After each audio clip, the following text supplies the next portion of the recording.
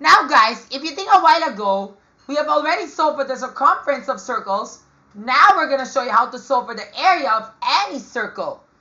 So to solve for the area of any circle, you know the formula is always pi times the radius squared, and that represents the area of any circle, no matter how big or how small it is. But remember that sometimes when you solve for the area of any circle, it might be into sectors. And if that were so, we're going to have to divide that by the angle. Let's say, for example, if it were a half circle, you have to divide that by 2. Why is that so? Ganito siya. Diba remember, pi times radius squared to give you the area of an entire circle like this, tama? Pero, if we're going half a circle, therefore, we have to divide that by 2. Diba? Kasi nga, the area goes around all around the circle if we use pi. Pero, if we're gonna stop at this point, which is half the circle, we're gonna have to divide that by 2. Diba? So that it can stop up to there. And remember, it takes 360 degrees to go over the entire circle. So therefore, what is half of 360 degrees? You guessed it, 180 degrees. So therefore, if this is the normal method, it goes like that, diba? Pi times radius squared divided by 2. Or, if we are going to use the fractional method, let's say, for example, if there's no specific lowest terms, we can just do pi times radius squared times, on the numerator, the angle to where it stops, and then divide by 360 dahil it takes 360 degrees to go around the entire circle. Alright? So, yan.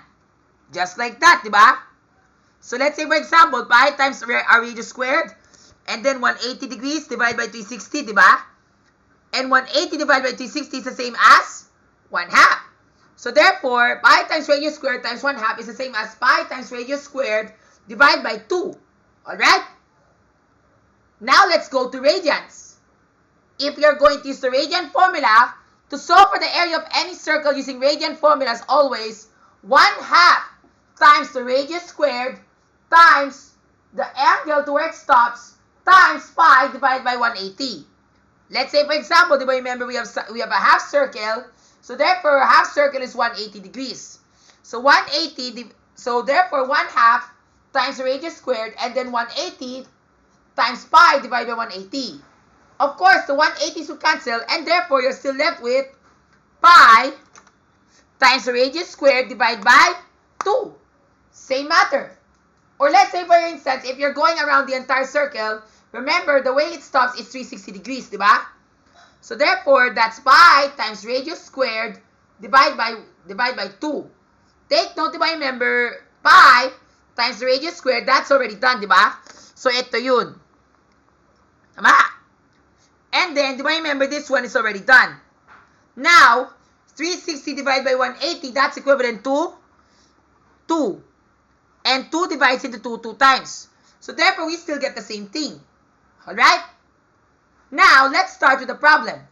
So, a while ago, when we measured with our diameter, with our ruler, what was the measure of the radius? The measure of the radius is, let's measure it again.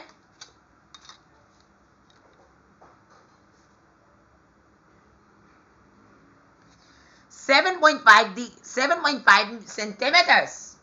Alright? So, doubling that will give you 15 centimeters, alright? So, 7.5 times 7 plus 7.5 to give us 15. Tama? Then, remember, pi times radius squared. Remember that 7.5 squared, when we squared it, we get this. 5 times 5, 25. 5 times 7, 35. Diba? Actually, this is the shortcut method. Kasi ang ginawa ko dito, 5 times 5 ay 25. Then, add 1, 8 times 7, 56. That's the shortcut method if both digits end with 5 and you're multiplying with the same numbers such that the last digit ends with a 5. So let's say, for example, 15 times 15 to get you 125. Diba? 5 times 5, 25. Then 2 times 1, 2. Diba? Or let's say 25. That's 625. 25, then 3 times 2, 6. Diba? That is the answer.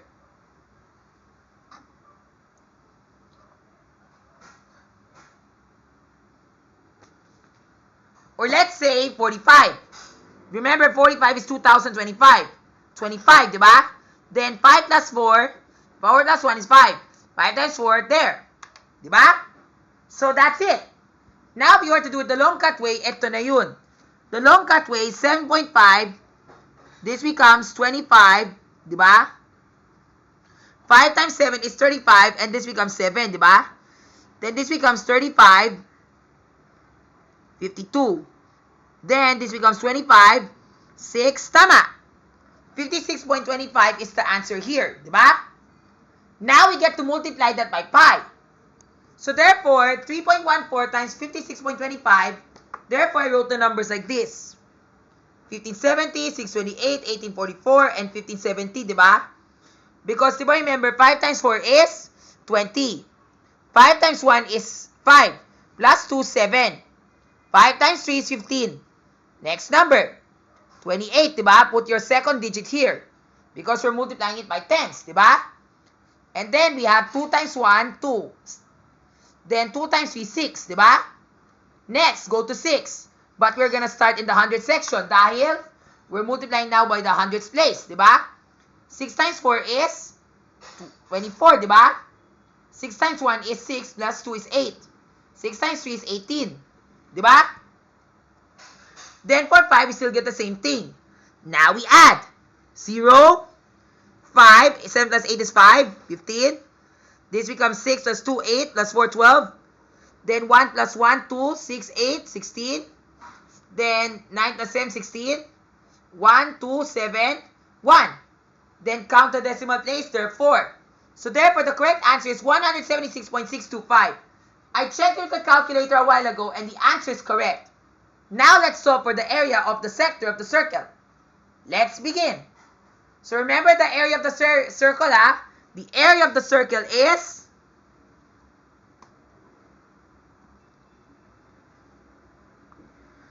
is 176.625 cm squared. Alright?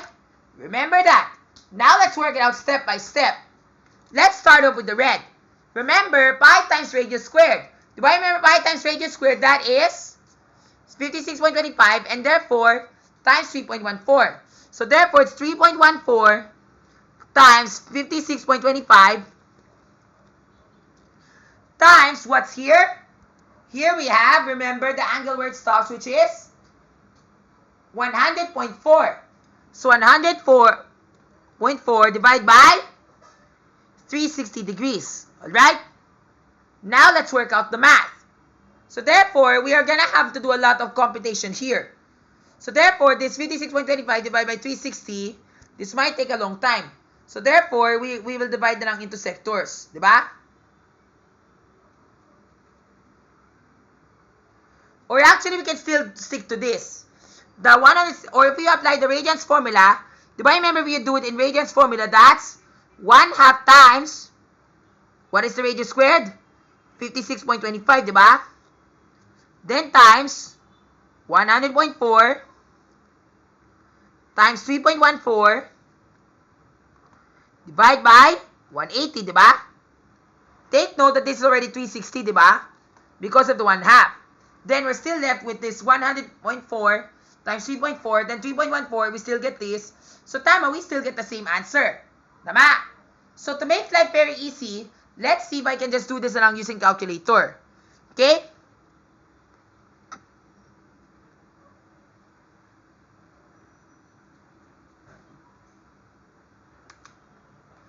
So I'll use na lang calculator para mas mabilis, para hindi tayo sign sa oras, okay? So now we do this in a calculator, and it should go like this, di ba? So therefore, answer is, di ba, remember we have 3.14 times 56.25. We got this, di ba? Then we multiply it by 100.4, then divide by 360. What is the answer? 49.25875. So therefore, the red is 49.25875 cm squared. Okay?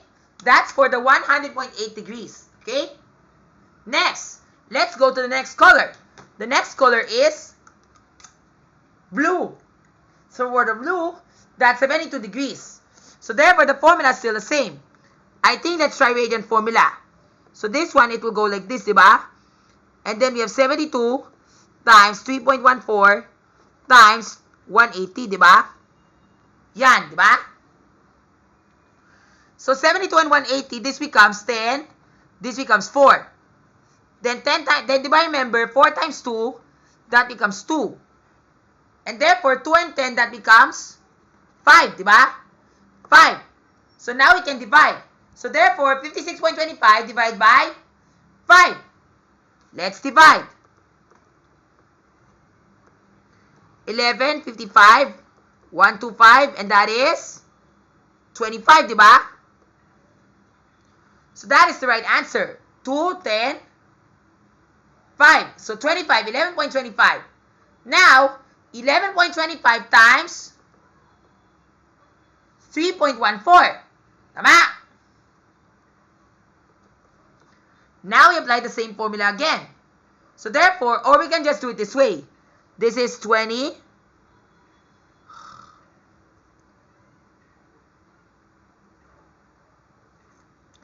Yan.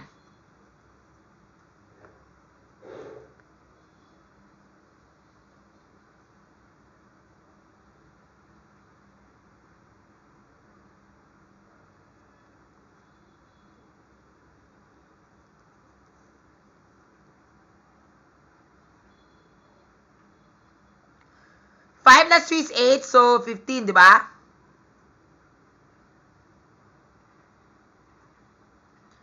Tama, that should be the right answer. 33.5140. Now let's see if we get that answer using this method. So again, I do this method again. So therefore, we have 3.14 times 11.25, di ba? So if I were to do this, this becomes 1570. Then, 314, 314, tama? Then we add 15. 6 plus 2 is 8, 12. 9, 13. Tama! We still got our same answer. Ah, mali. Kasi nga I did something wrong here. Kaya pala that's the reason why I got it wrong. Sige, let's check with the calculator to see if I get it right, okay? So dapat this should be the right answer, okay? So therefore, we have 3.14 times 7.5 times 7.5 times 72 divided by 360. Tama? So tama, that should be the right answer. This should be the correct answer, not this one. Kasi yung ginawa ko dito, mali eh. So therefore, this should be the right answer. So for the blue, that's 35.325, okay? So write that answer down.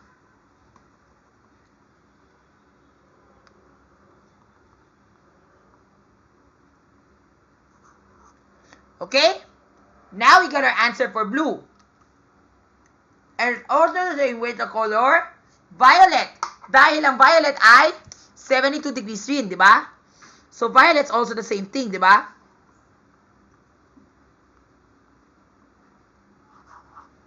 Now let's try another color. How about let's try pink? Di ba sa pink we got 43.2 degrees, tama? So 43.2 degrees is, what's the answer? Let's find out. So, di ba remember, it's still the same formula. 3.14 times 56.25 times, di ba remember, we have 100.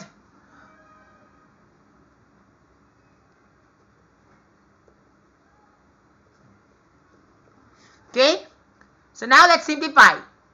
Actually, di ba remember, we can still simplify this by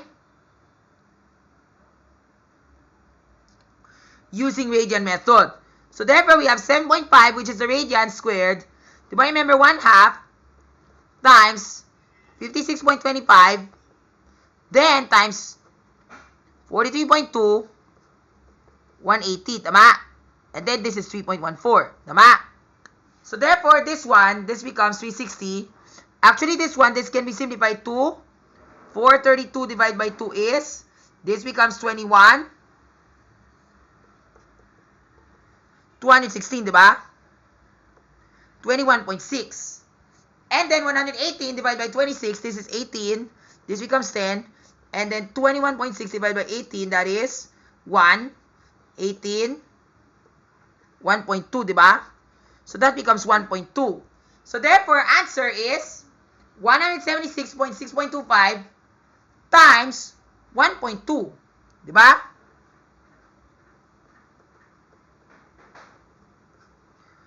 5, 12, 13, 15, 3. It's still the same what we got kanina, di ba? So we times that by 2, di ba? And then we got this. Now we just add 0, 0, 5, 9, 11, 11, 2. Then we have 1, 2, 3, 4. Yes. So the correct answer is 211.95 square centimeters. Did we get that one right? Let's check with the calculator to see if it's true. Okay? So now we have 3.14 times 7.5 times 7.5 times 43.2 divided by 360. Yes, correct. We got the right answer. 21.195. You got it.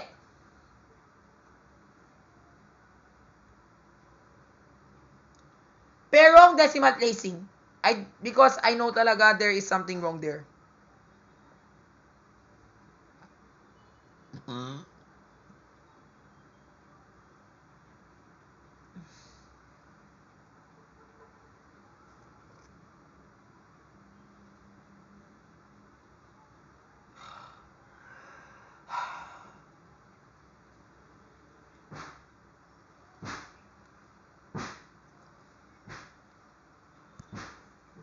Gets ko na kasi nga I added a 0. So tama, it should be right over here. So therefore for the pink it's 21.195 cm squared, okay? Now let's go to the next color. The next color is the color yellow. Siguro yellow na lang first. So for yellow we have 57.6. So therefore what's the formula? Same pa rin. Diba? Remember once again 3.1 we have 1 half 56.795 57.6 times 180 over pi, di ba? This one can simplify. Di ba? Remember, 57.6 divided by 2 is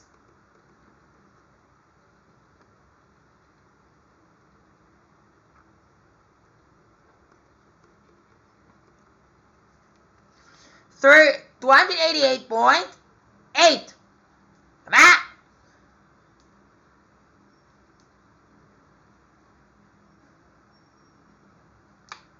Teka lang ha.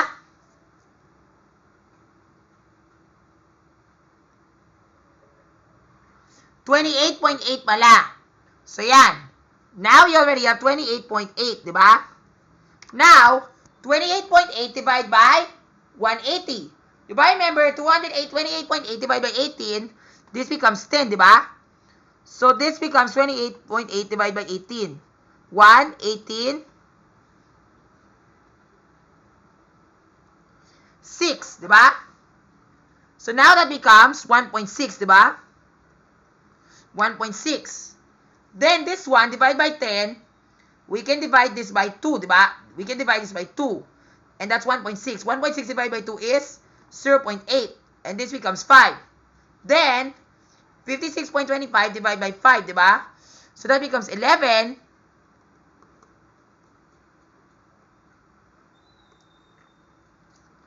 Tama, 11.25 ulit.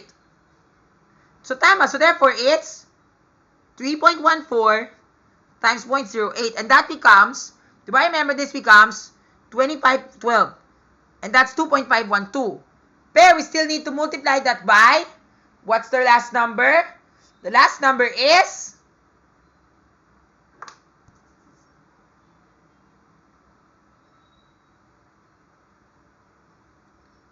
1.6.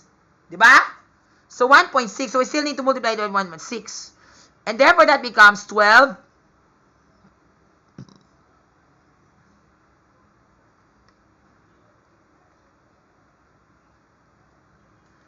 Yan, diba?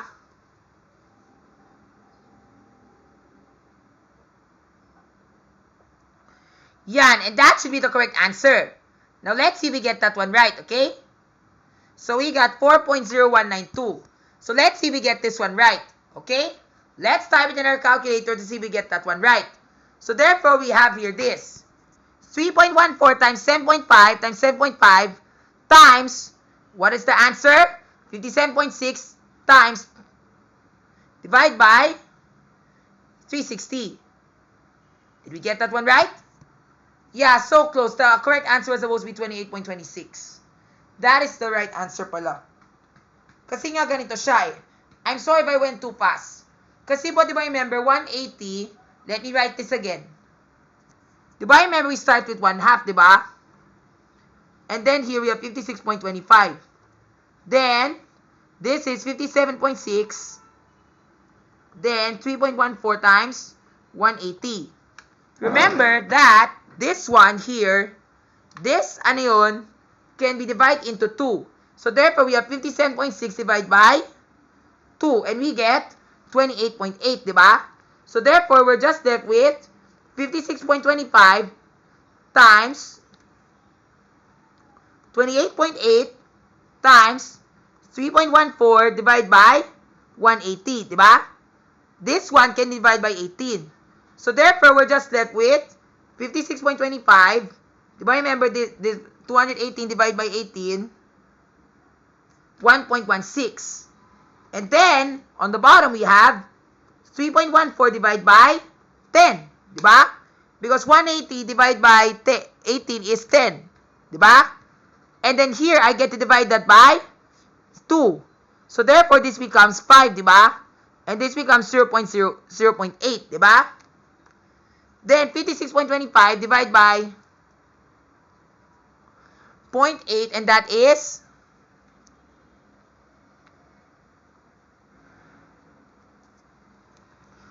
11.25. Now, we're just left with these numbers. 11.5 times 0.8 times 3.14. So, tama nga. That's exactly what I have to multiply. I have to multiply this 25.1. 2.512 times 11.25. So, when I do this, it should go like this. This becomes 0, 10, 60, 25, 12. Diba?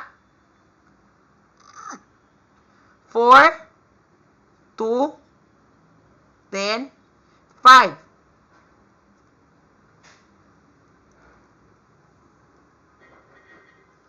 Then I add. This becomes 10. 5 plus 2, 10.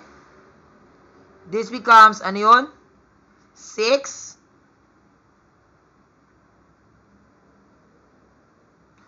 12. 8. Tama! And then the answer is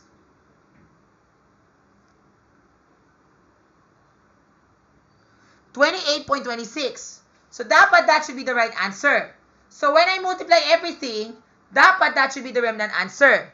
So, therefore, we try again. 3.14 times 7.5 times 7.5 times 57.6 divided by 360. Tama! That's a... Teka lang ha.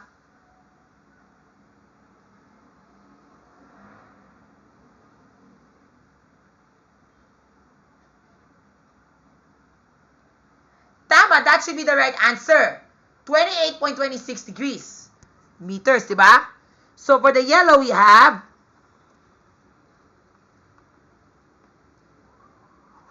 now for the last one, remember the total is 176.625. So, now we sum up everything to see if we can get the last one. So, now let's sum up everything what we have. So, therefore, 49.25875 plus 35.325 plus the same thing. Then we add 21.195 plus 28.26. We get this answer. So the remnant answer must be this. Diba? Remember, it's for the green, diba? So 176.625, 169, 36375. 525, this becomes 4, 1, 6, 5, 2, 16, 7. So therefore, that should be the last answer. So therefore, the last answer is 176.625 minus 169.36375 equals, yan. That should be the last answer. So let's see if the last answer can give us this answer, which is 7.26125. And that's the color green. The color green is 14.4. So let's apply the radian formula. So again, we have 1/2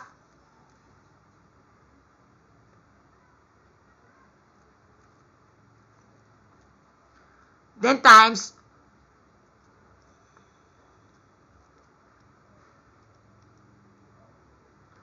that one is very easy. Because for the sake of this one, we can cross out two numbers. Sige, I'll try to write it down here, okay? So therefore, 14.4 and then 180 divide by 18, di ba? So when we divide that, that becomes 0.8, di ba? So 14.4 divided by 18, that's 0.8, di ba? So now we have 0.8. Now let's rewrite this again.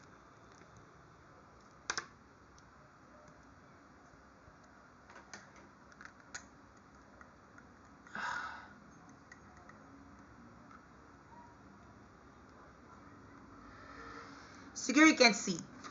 Okay, let's write it better.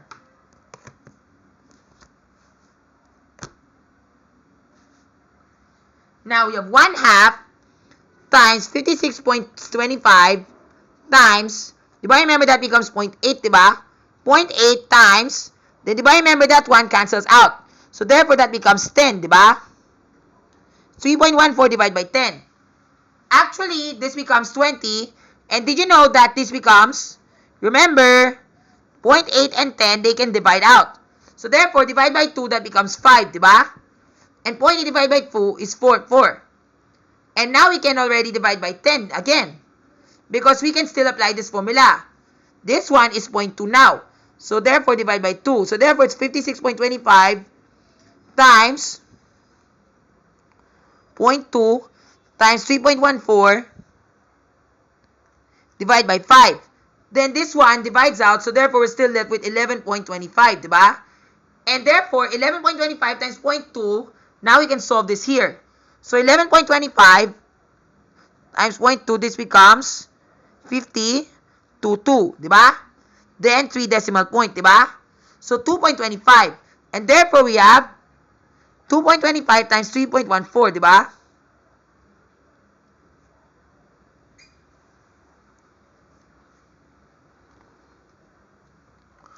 Or the other way around, we can do it this way. 3.14 times 2.25, diba? So that becomes 1570. And this becomes 6 to 8. 6 to 8. 15. 6 plus 2 is 8. 16. 2 plus 2, 4, 10.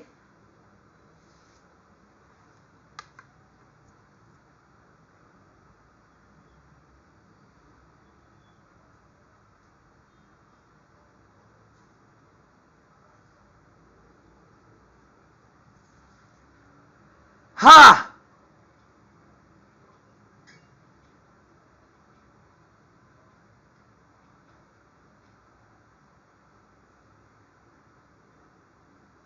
$15, diba? Then 6 plus 2, 8. Then 16, diba? 2, that becomes 10. Tama, that's not the right answer again. Kasi nga ang ginawa ko dito, this is what I did, diba? So I just did lang 0.2, diba? So 11.25 times 0.2, that's supposed to be, gets ko na. I forgot to add a 0. Kasi with this one, this becomes 0, 0, 0, 0. Then we just add the zeros. Check lang with the calculator, ha? So let's try it this way in the calculator method. So 11.25 times 0.2 times 3.14. Tama. That should be the answer. But that's not exactly the right answer I was looking for. So let's try again.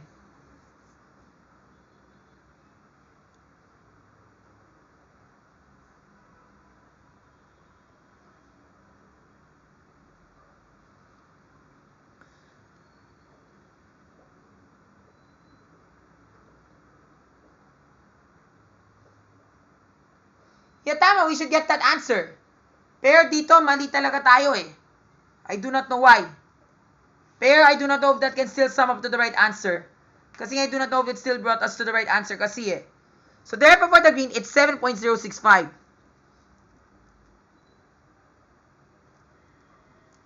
Now let's add everything up to see if we get it right.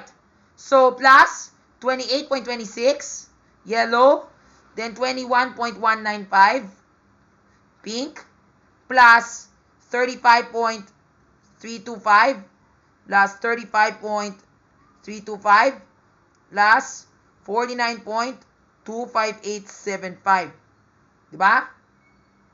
Tama, that's still the wrong answer.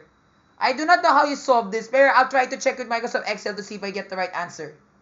Thank you guys for watching, and yeah.